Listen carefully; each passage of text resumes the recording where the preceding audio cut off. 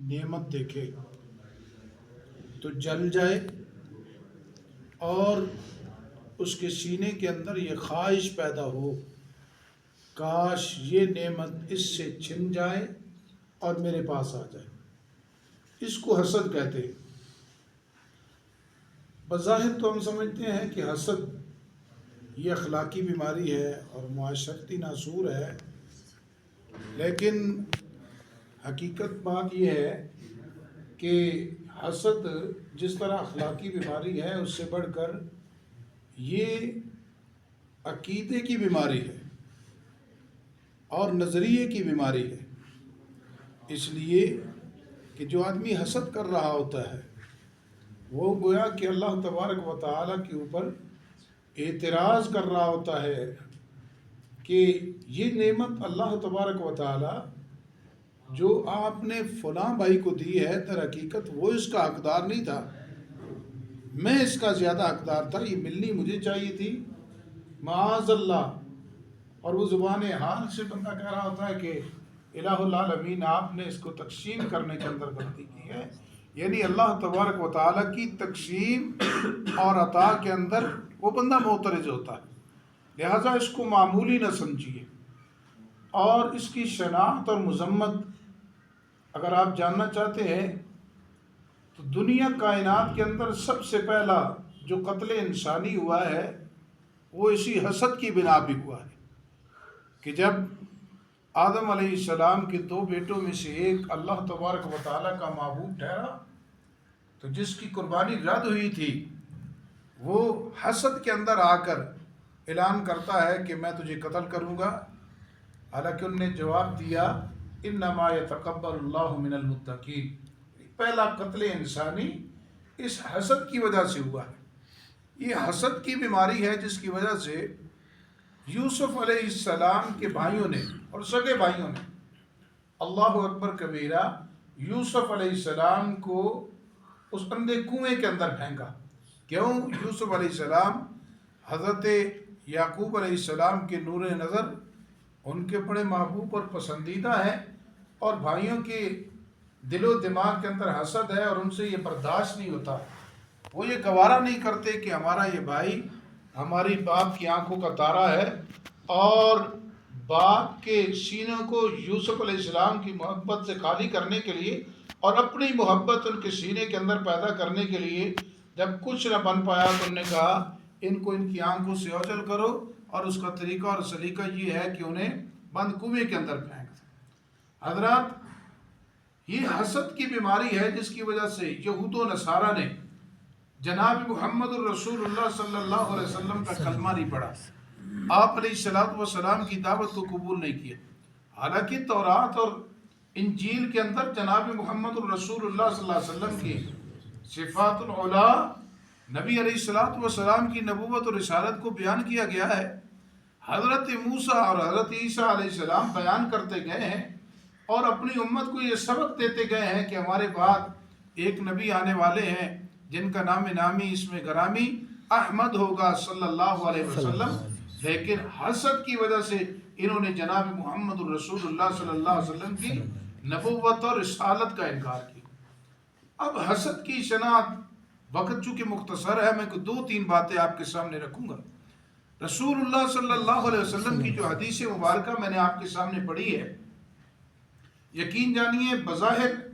باعتبار لفظ یہ بڑی مختصر سی نبی علیہ الصلوۃ والسلام کی حدیث مبارکہ ہے، لیکن اگر آپ اس کو سمجھیں یقین جانیں آپ کی دنیا بدل جائے گی۔ آپ علیہ الصلوۃ والسلام نے مثال کے ساتھ حسد کی شناخت کو واضح کیا ہے۔ آپ علیہ الصلوۃ والسلام فرماتے ہیں ایاکم والحسد، دنیا والو حسد سے بچ جاؤ، اس لیے کہ ان الحسد یاکل الحسنات کما تاکل النار الحطب، حسد نیکیوں کو اس طرح کھا جاتا ہے جس طرح آگ لکڑی کو جلا کر راکھ کر دیتی،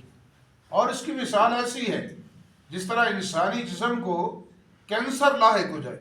یہ بڑا موذی مرض ہے، جان لیوا مرض ہے، اور عمومی طور پر کیا ہوتا ہے، بندہ اس کو کینسر لاحق ہوتا ہے لیکن اس کو پتہ بھی نہیں ہوتا، اس کے تصور اور خیال میں بھی نہیں ہوتا کہ مجھے یہ موذی بیماری ہے، وہ اپنے آپ کو طبی طور پر بڑا مضبوط اور توانا سمجھ رہا ہوتا ہے، لیکن اس بیچارے کو پتہ نہیں ہوتا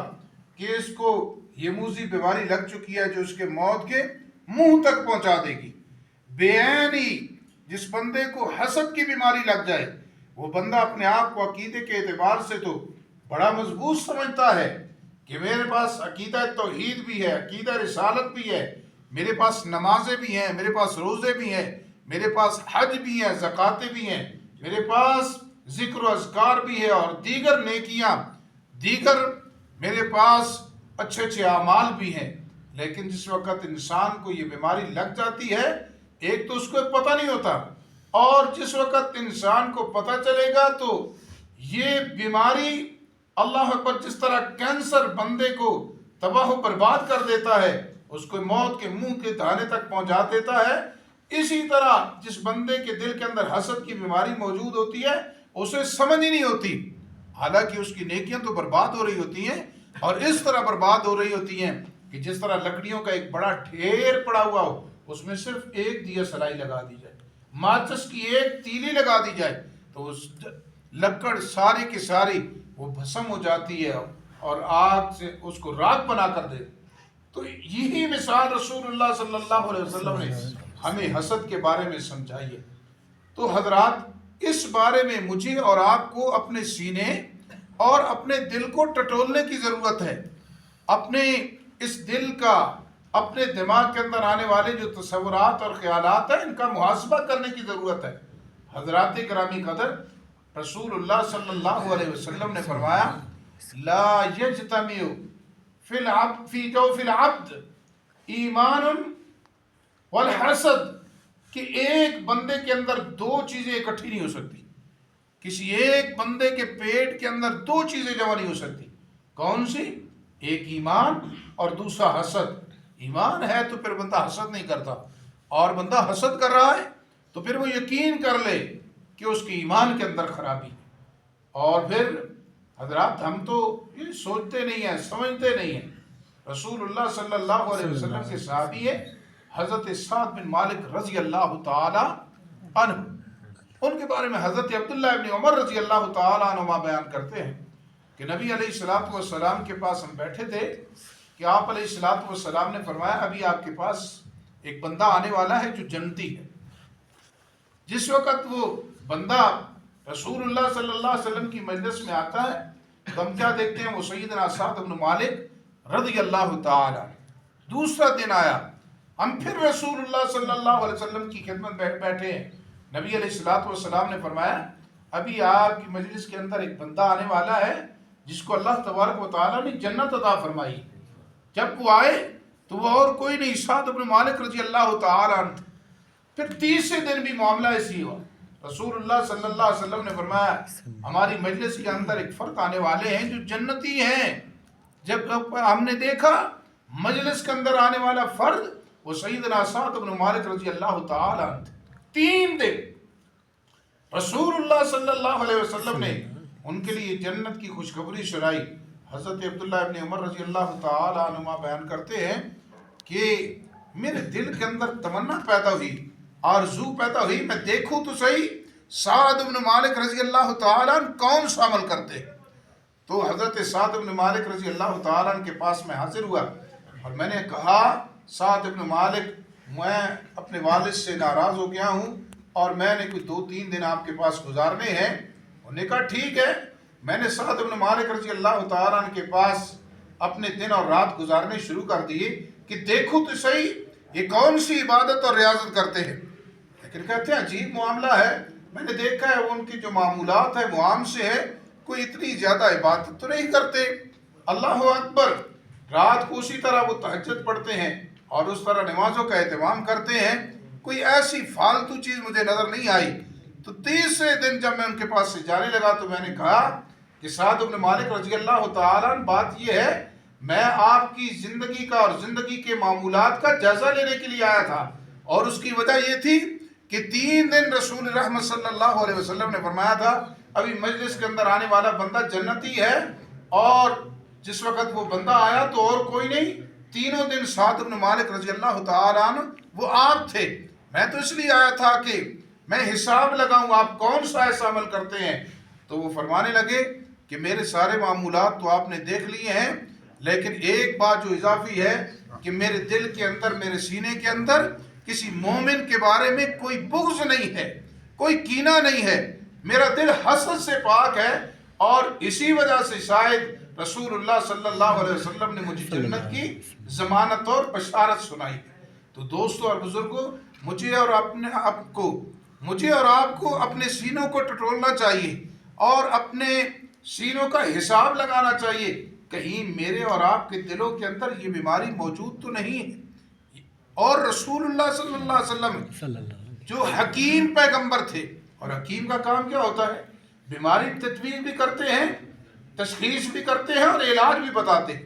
اور علاج کیا بتایا رسول اللہ صلی اللہ علیہ وسلم نے؟ نبی علیہ السلام نے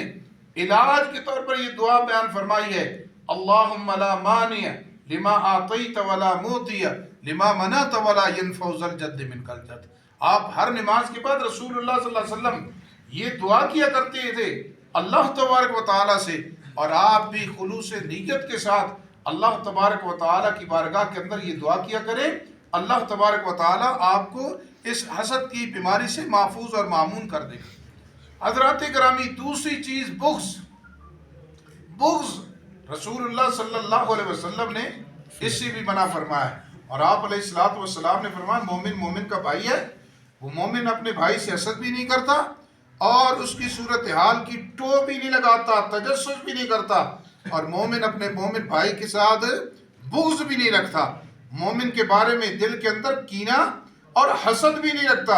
اور پھر رسول اللہ صلی اللہ علیہ وسلم نے فرمایا کسی مسلمان کے لیے جائز نہیں ہے کہ اپنے مسلمان بھائی کے ساتھ، مومن کے لیے جائز نہیں ہے اپنے مومن بھائی کے ساتھ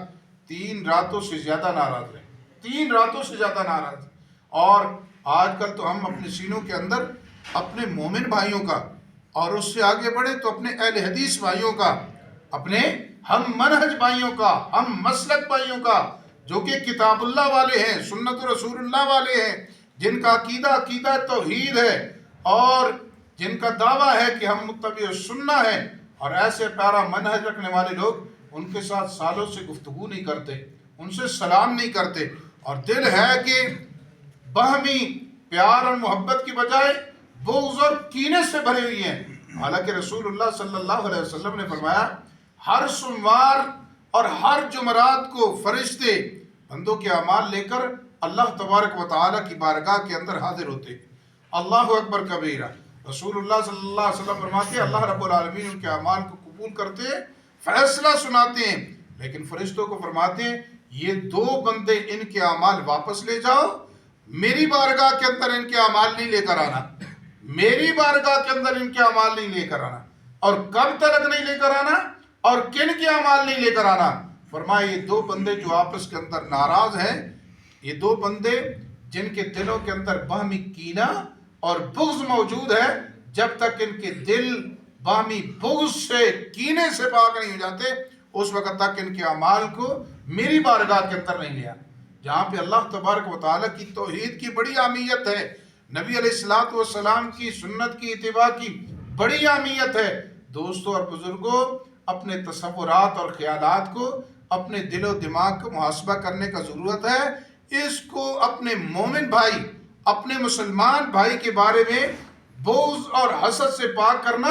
یہ بھی انتہائی ضروری ہے. اس لیے کہ رسول اللہ صلی اللہ علیہ وسلم کی حدیث بتلاتی ہے، اور اس بارے میں رسول اللہ صلی اللہ علیہ وسلم کی اور بے شمار احادیث ہیں. وقت نہیں ہے کہ میں ان کو آپ کے سامنے رکھوں. اختصار کے ساتھ عرض کر رہا ہوں کہ جس طرح عمل کی قبولیت کے لیے ضروری ہے ہمارا دامن اللہ اکبر ہم اہل التوحید ہوں اور شرک سے کلی اجتناب کریں، ہمارا دامن وہ شرک سے محفوظ ہو، شرک سے پاک ہو، اسی طرح ضروری اس بات کی ہے کہ عمل کی قبولیت کے لیے